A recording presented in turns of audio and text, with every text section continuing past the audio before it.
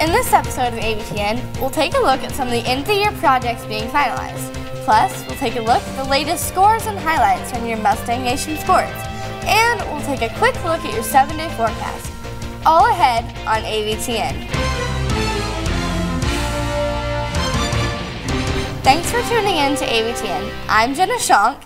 And I'm Rachel DeBoer. For the Independence Community School District, safety is a #1 priority. Many may not know, though, the extent to which the district goes to maintain a high level of security. Joining us now in the studio is reporter Amanda Enos with more. That's right, Jenna and Rachel. The cameras, while visible in the building, aren't usually the main focus of conversation in the building. But in a viewer-submitted news question, we take a look at the cameras watching student movement inside and outside the new junior-senior high school. Throughout the school year, many questions have come up on how the school cameras are used, if they are actually doing anything to help better our school, and if not, why was the money spent on a system not fully being used? And if it could have been spent somewhere else. To answer these questions, students at the junior-senior high school may have, we had the opportunity to meet with the high school principal, Mrs. Sorensen. Well, from administrative perspective, we use the cameras all the time, and it's not just because of law enforcement, which we have used them for law enforcement purposes, but we use them all the time to see student movements, vandalism, when things turn up missing, when we have thefts, we always go to the cameras, we see which students are in which particular areas. It helps immensely with our investigations and trying to keep this building safe and secure. I just think students need to be aware that this is important for their own safety, their own security. That's the main purpose. Like I said, making sure we know who's in the building, where different people are.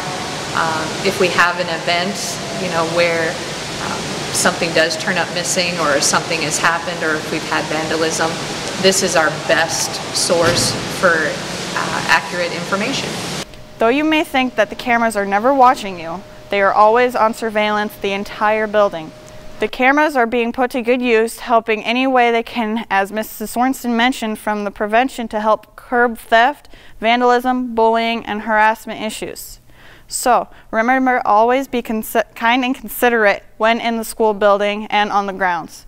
Because the cameras are always on, and for the level of security and peace of mind, the district feels is money well spent. Reporting from the AVTN studios, I'm Amanda Enos. Jenna and Rachel, back to you. Another year-end project is wrapping up with the close of this school year. The high school building trades class is quickly wrapping up this year's housing project. This year's project property is located at 1503 Kelly Avenue Southwest. In Independence, students in the BT House class have been working all school year alongside skilled workers, getting real-world experience to complete this year's project by the end of the school year. It's an opportunity for kids to tie what they've learned in their 11.5 years of education into the real world. So they use math, they have to have time management, especially problem-solving skills. They're learning skills that you can't learn in a classroom. I run the class differently, it's graded differently, the kids attend differently. They're required to work outside of school, they're required to work some Saturdays, they're required to do whatever it takes to get done. So that's more like a job than a school. Every year we're sponsored by a contractor, and there's mainly 2 contractors involved, Larson Construction and Greenlee Development. So this year we're building for Greenlee Development. So at the end of last school year, he contacted me. He usually will tell me where the lot is. He purchases the lot, whichever contractor purchases the lot. They get all the site work done and the foundation put in, so that when we start school in the fall, we at least have a foundation to start building on. I usually have pretty heavy input on the floor plans most of the time. This is my 13th year doing it, so I think they're kind of starting. I kind of pay attention to what sells and what doesn't, and also what's manageable for our class to build. The group would like to invite you to an open house Sunday, May 18th from 3 to 5 p.m., where the community can come to the home and see firsthand the work completed by these students. In the classroom, many of us are aware of what makes up traditional classes. While math, science, language arts, and social studies are most familiar to all of us, a unique classroom opportunity has finally become a reality. The Buchanan County Historical Society recently teamed up with community volunteer Joe Olson and junior high history teacher Mr. Cruzy to bring Independence history to the classroom. This past week, community historians presented to Mr. Cruzy's classes discussing the unique history that has led to what we now know as today's independence, covering points of interest like the Wapsipinicon Mill, the former Rush Park Racetrack, and the Gedney Hotel. In a part 2 to this history lesson, junior high history students will be taking a tour of Independence to visit historically important locations in Independence. Check back with AVTN in our next show for a post-tour update. This past weekend, the Independence Community School District had the honor of hosting the Iowa High School Music Association's annual Large Group Music Festival. The district was selected upon completion of the new junior-senior high school to be the district site host, allowing the school to host 12 other school bands and choirs. Several hundred Eastern Iowa students arrived to perform before a panel of judges where ratings were giving out. This year's both the Independence High School Concert Choir and Concert Band received Division I ratings, with the Concert Band nearly receiving a perfect ballot. Congratulations to both programs. As the school year nears the end, with Memorial Day and graduation approaching fast, many of the final senior events are taking place. This week, seniors celebrated both the fruits of their many talents and hard works with the annual Dollars for Scholars ceremony, where numerous financial scholarships were awarded to seniors who applied and exemplified the merits required for any specific scholarship. While many seniors are still wrapping up their final spring and summer athletic seasons with golf, soccer, tennis, and softball, those who are involved in the arts are quickly wrapping things up. Earlier this week, seniors sang their last concert with the high school concert choir during the annual choral night held in the auditorium. Per school tradition, the seniors were honored. Awards were given, including Rachel Barloon being awarded the American Choral Directors Award, where the award winner is voted on by their classmates. Also awarded was senior Dan Malter for the Musicians Above and Beyond Award for his hard work and dedication to the musicals and music production over the past 2 years.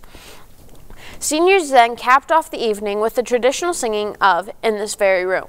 The class of 2014 is narrowing down the numbers of days left here for their final school year, now with under 3 days.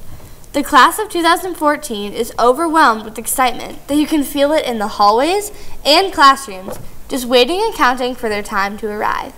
There is sadness, happiness, joyfulness, and confusion on what happens next, which is just a small example, wide range of mixed emotions in all the seniors that you pass by.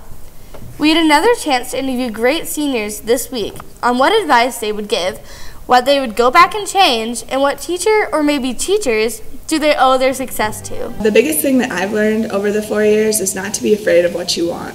Go after your goals and don't be afraid to tell people about them, and don't stop until you reach them. Do whatever it takes for you to reach those goals. I'd say the 4 years go really, really fast. Like freshman year, people will be like, oh, it doesn't go that fast, but it's like, whoo, it's over in a second. I'd say be comfortable with opening up to people and talking to people and asking questions, and don't just stay in one part of the building. Try to move throughout the building, and don't just be into academics or the arts or athletics, but try to be a part of all of them. If I could go back and change anything, I'd probably get to know more people than I already do. I'd be more outgoing. Mr. Lang definitely had an effect because I had him for all 4 years. I'm really into the English side of things, so Mrs. Butler was a huge contributor to refining my skills in that department. And any of the history teachers, Mr. Dinger, Mrs. Hood, they helped a lot too in figuring out what I kind of want to do with the rest of my life. I'd give most of my success to Ms. Kreitner and Frisch because they've always pushed me to do more than I thought I ever could. I would suggest not listening to others' opinions of other students or staff before you get to know them yourself, because they might be a lot more beneficial to you when you go about it with an open mind. The senior year is wrapping up pretty fast. That means less and less time to finish what they have left.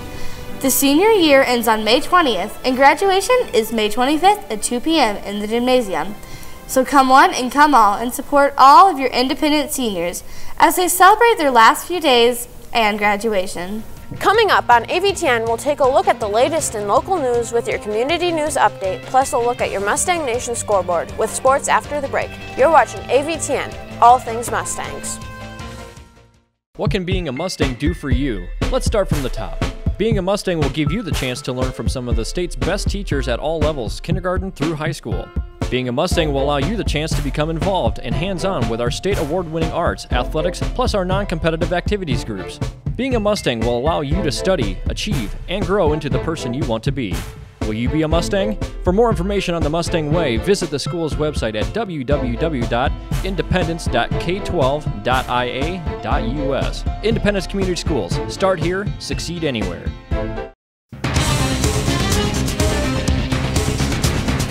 As the spring sports seasons come to an end, the summer season is quickly approaching.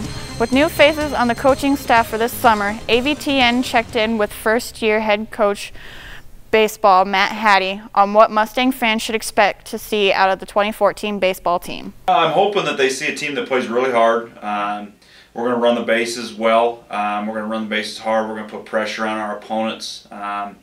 Hopefully move runners, move the baseball, throw strikes, and make the plays that we should make. The 2014 Mustang varsity baseball team opens season's play with a doubleheader at home against Witten-Shellsburg on May 29th. On the girls' side of the ball, new head coach Ed Rolfe will kick off the 2014 season with a home doubleheader on the 27th of May against Dons of Don Bosco. Coach Rolfe was previously head coach on the Cedar Rapids Kennedy and Alburnett. He also was an assistant at Cedar Rapids Jefferson under Larry Niemeyer. Last week, Mustang Nation Sports highlighted the latest in boys tennis. This week, we go to the other side of the court. The girls join Independence at East Buchanan tennis team put together a strong season, strong enough to place second overall in Walmart Conference. The Independence and East Buchanan girls tennis team now moves on to Class 1A Region 4 tournament at Waterloo, Columbus on May 22nd. In community sports news, the Independence Motor Speedway managed to get racing in the past Saturday before the rains came in. Some of the notable finishes include IMCA late model winner John Emerson, driver of the number 87 car, and winner of the IMCA modified division and driver of the number 75, Josh Sherbin. For a complete list of division winners and finishers, visit the Speedway's website at www.independencemotorspeedway.com. As we wrap up sports this week, here's a look at the Mustang Nation scoreboard. We'll be right back.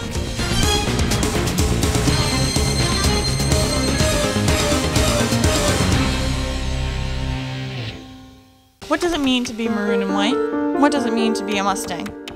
Pride, determination, and a unified support of all things Mustang. Support the 3 A's of Mustang excellence: arts, athletics, and academics. Success in all areas and a drive to be competitive is who we are. We are the Mustangs. Support the maroon and white in school and around town by showing your Mustang pride each and every day. This message is brought to you by AVTN and the Independence AV Tech Club. Taking a look into community news. A visible change has arrived at Independence just in time to celebrate May as National Bike Month. An advocacy group for safer travel routes for the city's youth has implemented a new bicycle safety layout. Across 2nd Street South, new signs have cropped up informing drivers and bicyclists alike that a particular street being traveled by designated bicycle route. All travelers are encouraged to slow down and share the road. The route was designed with school district students in mind as a way to allow for safer passage across town to the school's district campus and other across-town activities like the swimming pool or the library. With summer fast approaching, the Independence Day Celebrations Committee is preparing for another great 4th of July in Riverwalk Parks. As in the past, the celebration will consist of events and entertainment for the public to enjoy starting on Thursday, July 3rd and continuing through the fireworks finale Friday night, July 4th. For a full listing of events, including registration forms for the annual sand volleyball tournament, the Wapsie Warrior Challenge, or other activities, can all be found on the events website, www.celebrateindy.com. The committee is currently still looking for individuals or business groups willing to volunteer in the park during shifts on the 3rd and 4th. A recent city government meeting went into overtime. This week, the City of Independence held its annual bi-weekly City Council meeting. In the meeting, the City Council approved many of the summer's events, from the Chamber's Friday Night Live at 5 concert series to the Cruise Meisters Make-A-Wish Foundation car cruise. The Council had a full agenda, carrying the meeting to 9:30 p.m. Monday night in the Council chamber. The meeting became heated at times with lengthy discussions, but the Council did discuss issues such as city street and roadway projects, to the new lights on 20th Avenue near the new junior-senior high school. Switching now to national and world news. Last week, we told you about wildfires burning in the midwestern state of Oklahoma. This week, fires continue to rage, this time in Southern California near San Diego. Thousands on the northern side of the city were notified this week of evacuation orders as fire crews worked tirelessly to defend homes and properties along the northern edge. Not helping the fire prevention cause is the continued western drought that now has the entire state of California in a severe to exceptional drought. Violence quickly ensued in the Middle Eastern country of Turkey this week. Following a major miner disaster, nearly 230 miners were feared to have perished, with several hundred others still trapped nearly a mile underground following a massive mining explosion and fire. Protesters and Turkish civilians began to throw rocks at the Turkish Prime Minister motorcade as he arrived at the scene in an effort to voice their outrage against the weak and outdated safety measures following a 2010 gas explosion that killed several other miners. For many years now, scientists have been predicting a major shift in climate conditions. The first prediction was made by 1978 staff at Ohio State University. They warned that rapid human activity and releasing of greenhouse gases posed a threat of disaster. It has finally happened. The western sheet of ice in western Antarctica is melting. This is expected to rise sea levels up by 10 feet or more in the coming centuries. The findings of research groups came to a similar conclusion, finding that western Antarctic glaciers had retreated far enough to set off an inherent instability in the ice sheet. Experts have been fearing this coming crisis for decades.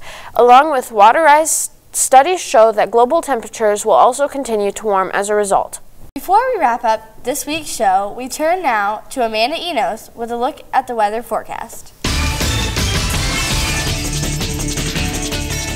Looking into your AVTN Weather Vision 7-day forecast, you'll want to keep those jackets handy, as this week will continue to feel like fall with daytime high temps nearing 20 degrees below normal.